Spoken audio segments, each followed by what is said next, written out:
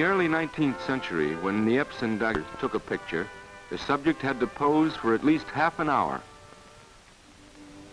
By 1870, a photographer who wanted to take a simple photograph of a landscape still needed an assistant to help him carry his equipment.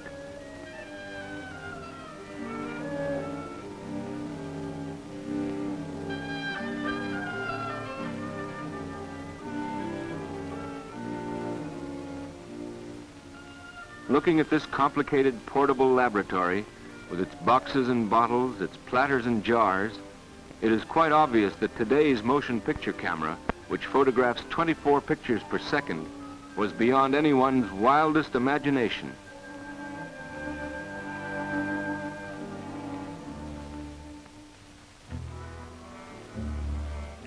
Photographers had tried various methods of animating still pictures. The most successful could be called the school of the successive pose.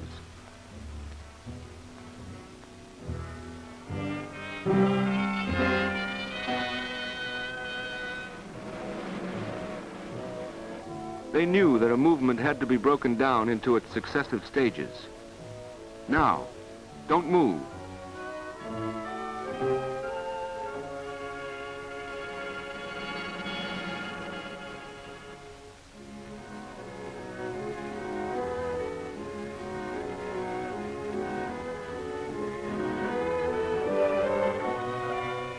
Hold it.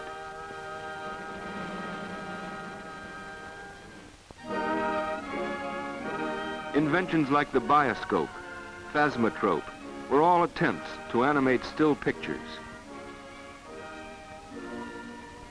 But it wasn't until motion itself was understood, and until it could be photographed, that moving pictures were invented. And the first man to study the science of motion was Marey, a doctor specializing in the circulation of the blood.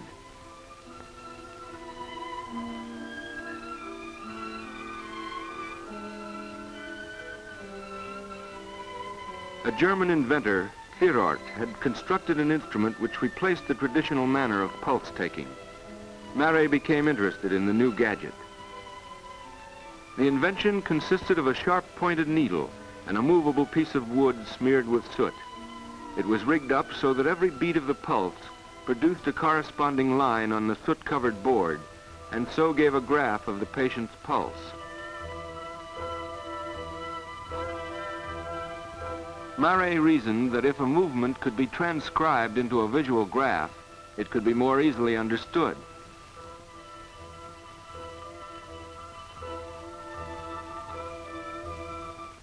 He began by studying the precise rhythm of the various gaits of animals.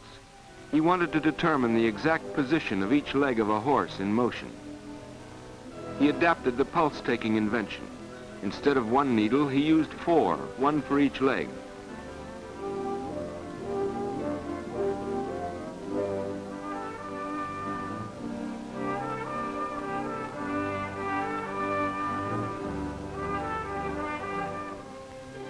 Every tread of the horse was transcribed on the wooden cylinder.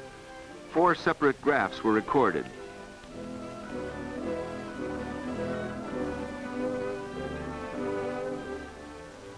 He conducted the experiment at a walk, a trot, and a gallop. Then he was able to analyze the position of each hoof for each phase of the horse's gait.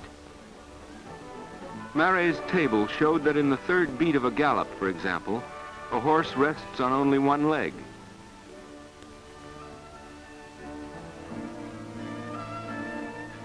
Sketches drawn on the basis of the table created a sensation. The horsey set of the day refused to accept them. They were also completely at odds with the classical concept of galloping horses. Science not only confounded the horse lovers, but even challenged the old masters. The discussion raged on both sides of the ocean. Eadweard Muybridge, a San Francisco photographer, proved science was right. At the request of Leland Stanford, a great racing fan who had bet $25,000 on the Frenchman, Muybridge proved it experimentally. Imagine a battery of 24 cameras placed in 24 individual cabinets and loaded at the same time by 24 cameramen. The camera shed is placed opposite a racetrack. 24 strings are stretched across the track. As each string is pulled taut, it covers the lens of one of the cameras.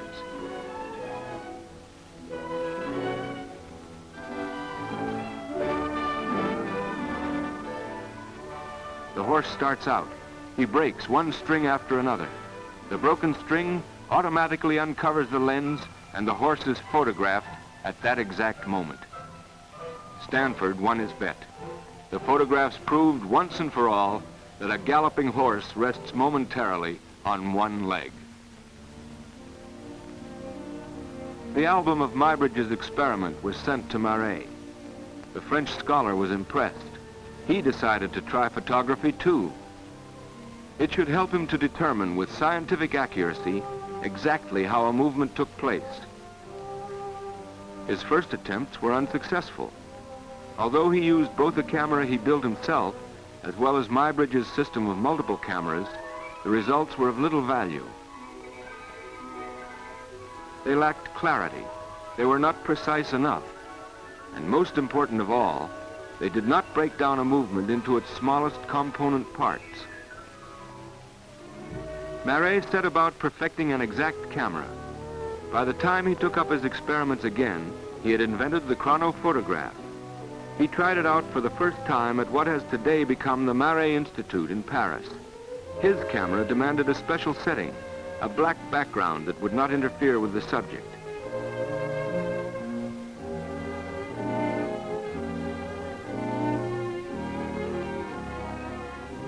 The chronophotograph itself was only a big black box with a lens.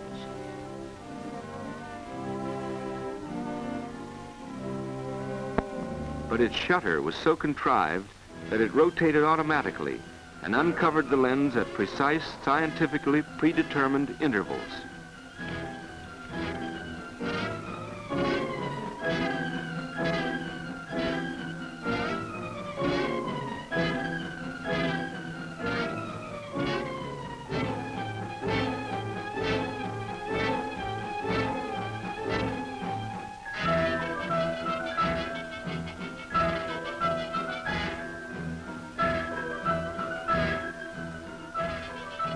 A developed plate showed several instantaneous shots of the horse.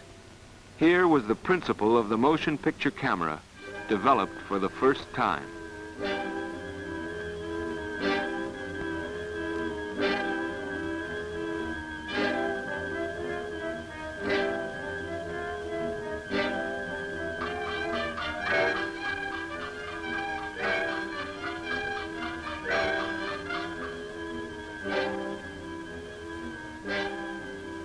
When you increase the speed of the shutter, the instantaneous shots of the horse draw closer together. These webs of moving images, strangely beautiful and remarkably similar to the effects of today's stroboscopic photography, still did not answer the problem for Marey. They were too confused. He decided he would have to make an individual diagram of his subject. The oddly clad gentleman was the closest thing to a diagram. Only the strips of silver braid and the white buttons marking the joints would show up on the photograph. This would give Marey a primitive kind of X-ray effect of how a man moved when he walked.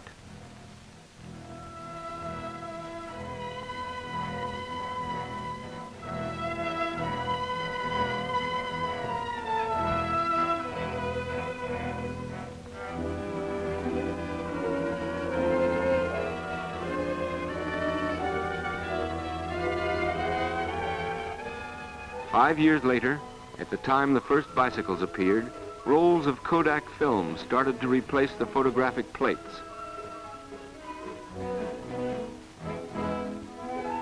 With the new pliable strips of negative paper, Marey took another step toward the modern camera. He adapted his chronophotograph to the new invention.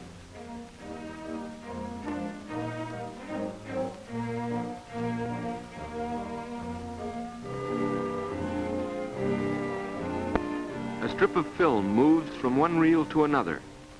The movement must be stopped long enough, however, to permit a clear, unblurred exposure.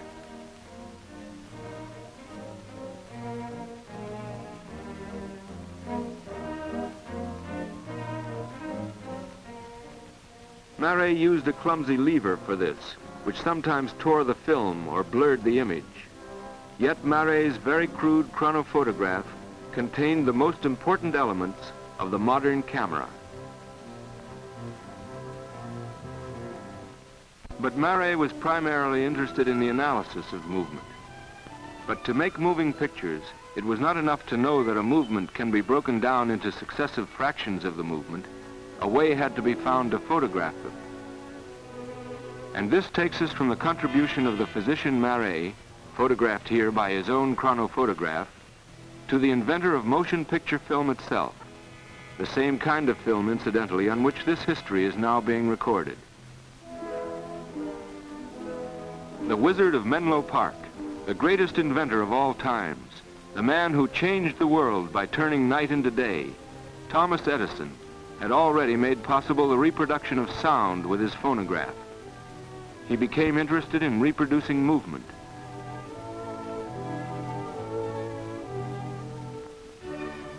Basing his research on the persistence of vision, that peculiar characteristic of the human retina, he invented his own camera. As early as 1888, he was making films as we understand them today. Edison's commercial phonographs were made with headphones for individual listeners. All you had to do was drop a penny in a slot, and you could hear the latest song hit, sung by your favorite tenor. Les dormeurs noyés se séparent, la terre tourne dans leur mares. Edison also built a viewing machine, which he called the kinetoscope. This provided still another miracle. All you had to do here, too, was drop a penny in a slot, and you could see the latest fad, moving pictures. Anything that moved was exciting, thrilling, overwhelming. Mr. Sandow, the Charles Atlas of his day, flexed his muscles. That was something to look at. The film lasted only 20 seconds, but it moved. If you had enough pennies, you could stand and look at it over and over again. The kinetoscope was extremely simple in design and easily adaptable to commercial use. Soon it was being shipped to all parts of the world, together with the films Edison produced himself. This is how it worked. The film strip passes in front of a small electric lamp in a continuous movement.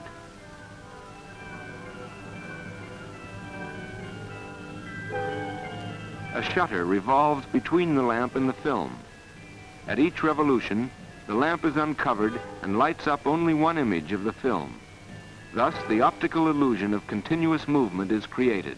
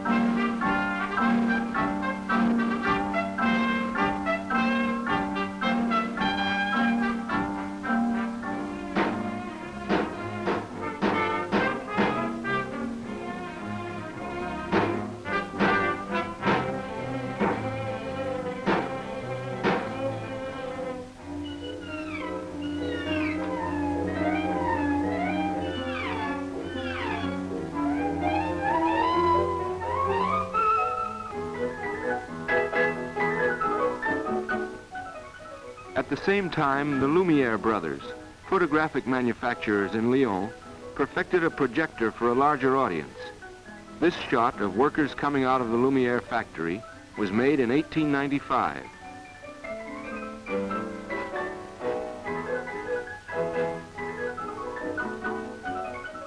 Edison's kinetoscope was intended for the individual onlooker, and therefore could not be adapted for a larger audience. Louis Lumiere made possible the commercial showings of film by inventing a projector which used the principle of the claw of a sewing machine and permitted the film to be projected. At the same time, Thomas Armat in the States took out a patent on another machine which could be used for audience projection.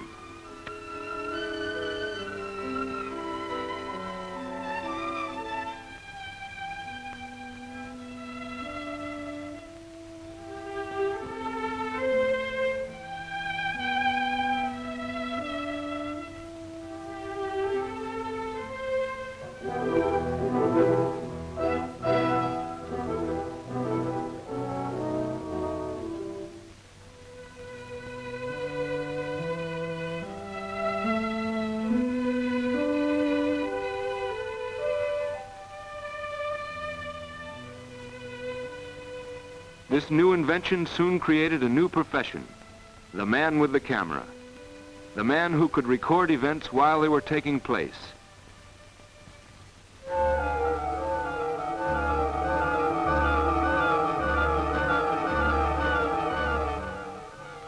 And in the beginning, nothing was too unimportant, as long as it moved, even to the baby at breakfast with proud Papa Lumiere playing straight man.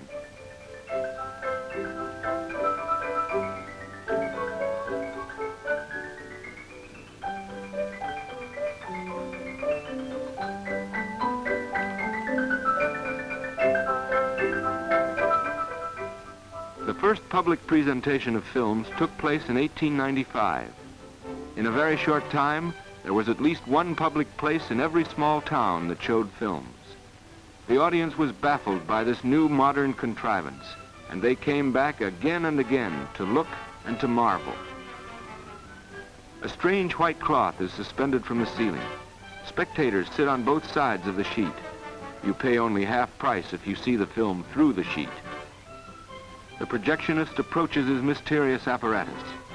Frequently, it is the same man who photographed the film. Frequently, it is the same machine that served as camera that now projects the film. Now, instead of raw film stock, it is loaded with developed film.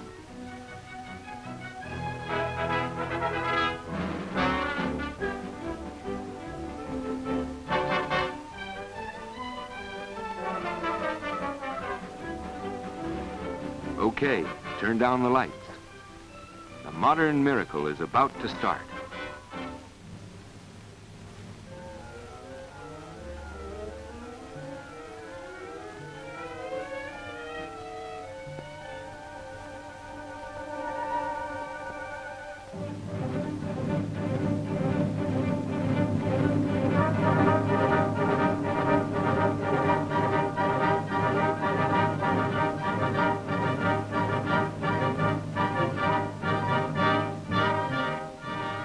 Night after night, people came to see these films about everyday events.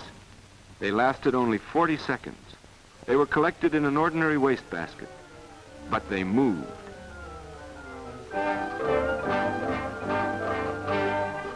horse of Reynaud, Muybridge, Marey had come to life. A peculiar characteristic of the human eye has made possible the fulfillment of one of man's dreams. An optical illusion has brought life to inanimate images. Men of different professions, men from different countries, have created a new international language, a language understood by men of every nation, everywhere.